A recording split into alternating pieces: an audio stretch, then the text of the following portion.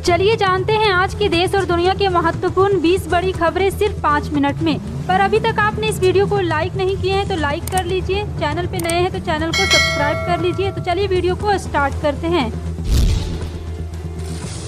जी। और आप किस राज शहर से न्यूज को देख रहे हैं कमेंट में जरूर लिखिए। आपका बीजेपी के गढ़ में ही झटका, भाजपा नेता परेश बसावा केजरीवाल की पार्टी में आ गए। पूरी जानकारी आपको विस्तार से देंगे, वीडियो को अंत तक जरूर देखें। बता दें कि आम आदमी पार्टी पंजाब में ऐतिहासिक जीत हासिल करने के बाद से गुजरात को अपना अगला लक्ष्य मानकर चल रही है।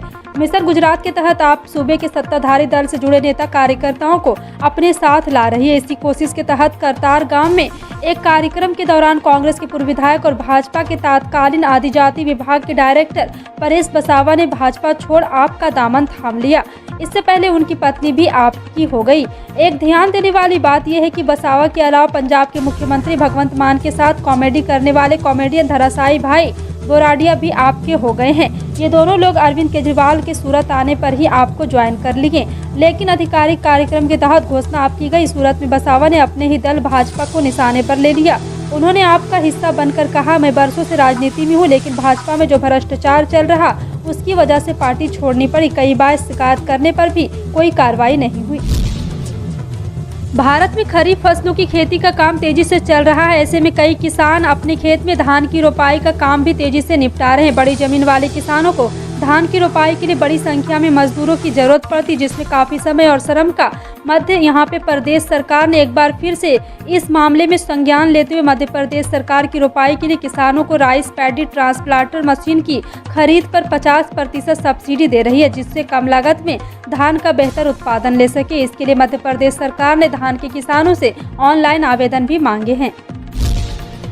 अगर आप जुलाई के आखिरी हफ्ते से लेकर अगस्त के बीच में फ्लाइट से ट्रेवल करने का प्लान बना रहे तो यह खबर आपके लिए काम की है। देश की बड़ी एयरलाइंस कंपनी गो फास्ट अपने एक बार फिर से यात्रियों के लिए एक बड़ी खास खबर लेकर आई है, जिससे आपको फायदा मिलेगा।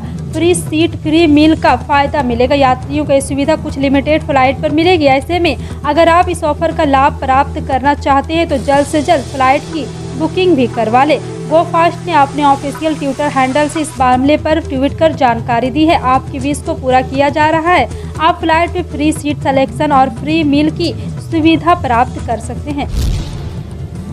सोनिया गांधी से ईडी की पूछताछ को लेकर कांग्रेस ने आज प्रेस वार्ता की। इस मौके पर राजस्थान के मुख्यमंत्री अशोक गहलोत और गुलाम नबी आजाद समेत कई वरिष्ठ नेता मौजूद रहे।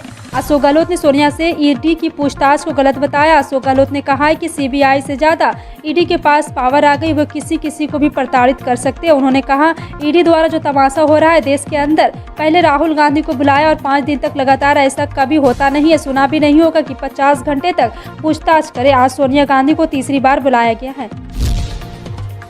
उत्तर प्रदेश में कांवड़ियों पर फूल बरसाए जाने और प्रशासन की ओर से स्वागत करने पर असदुद्दीन ओवैसी ने सवाल उठाया। उन्होंने कहा कि यदि कांवड़ियों के लिए ट्रैफिक को डाइवर्ट किया जा सकता है तो फिर नमाज से ही क्या दिक्कत है। उन्होंने कहा है कि ऐसा होता है कि हमें जो नमाज पढ़ने दी जाए। आर्टिकल 25 के तहत सभी को धर्म की स्वतंत्रता का अधिकार है। लुलु मॉल में नमाज पर एक्शन हुआ, जबकि 18 सेकेंड में यह खत्म हो जाती है।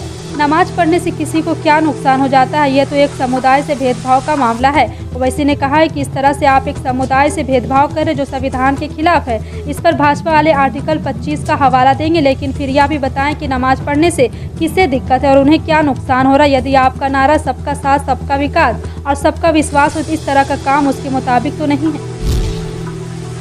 राज्यसभा और लोकसभा से बड़ी संख्या में सांसदों के निलंबन का मुद्दा गरमाया हुआ है। इसी बीच विपक्षी दलों में भी आपस में मतभेद नजर आ रहे हैं। खास बात है कि निलंबन प्रक्रिया को देखते हुए फ्लोर रणनीति तय करने के लिए विपक्षी दलों की एक बैठक बुलाई गई थी, जिससे दिल्ली में सत्तारूढ़ आम आदमी पार्टी और पश्चिम बंगाल में सरकार चला रही तृणमूल कांग्रेस से दूरी बना ली।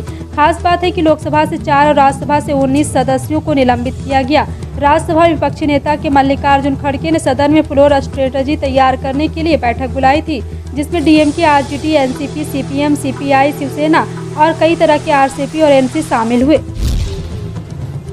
उत्तर पश्चिम भारत में आज से बारिश होने की संभावना है। भारत मौसम विभाग की रिपोर्ट के अनुसार कल उत्तराखंड और हिमाचल प्रदेश में व्यापक बारिश होने की संभावना है। उत्तर पश्चिमी अरब सागर के ऊपर का एकदम कम दबाव वाला क्षेत्र बना हुआ है। इसी वजह से मानसून ट्रफ जारी रहने की संभावना है। अगले 2 दिनों के दौरान यहाँ उत्तर की धीरे धीरे शिफ्ट होने के कारण आज से उत्तर भारत में वर्षा की गतिविधि में वृद्धि होगी। एक ताज़ा पश्चिमी विक्षोभ से पश्चिमी हिमालयी क्षेत्र को प्रभावित करने की संभावना है। वहीं राजस्थान और पड़ोस निचले क्षोभ मंडल स्तर तक फैला हुआ है। और आपको बता दें कि उत्तर प्रदेश, बिहार, उत्तर पश्चिमी, उत्तरी हरियाणा, चंडीगढ़ में 31 जुलाई तक मूसलाधार बारिश का अनुमान भी लगाया गया है। देश में पेट्रोल डीजल के दाम पिछले 2 महीने से ज़्यादा के समय से स्थिर बना हुआ है। तेल से ज़्यादा इस समय जो भी स्थिरता है। तेल कंपनियों की तरफ से बुधवार को जारी किए गए पेट्रोल डीजल के दाम में कोई बदलाव नहीं हुआ। इसका मतलब है कि तो तेल के दाम घटे हैं और ना ही बढ़े हैं। इसकी वजह से लोगों को फिर से राहत मिली है। फिलहाल आपका इन सभी खबरों पर क्या कहना है, कमेंट सेक्शन में टाइप करके जरूर बताएं। इसी तरह की पल पल की अपडेट जानने के लिए जुड़े रहें आप अपने NTS न्यूज़ चैनल से। मिलते हैं अगली बड़ी खबर में, तब तक के लिए जय हिंद।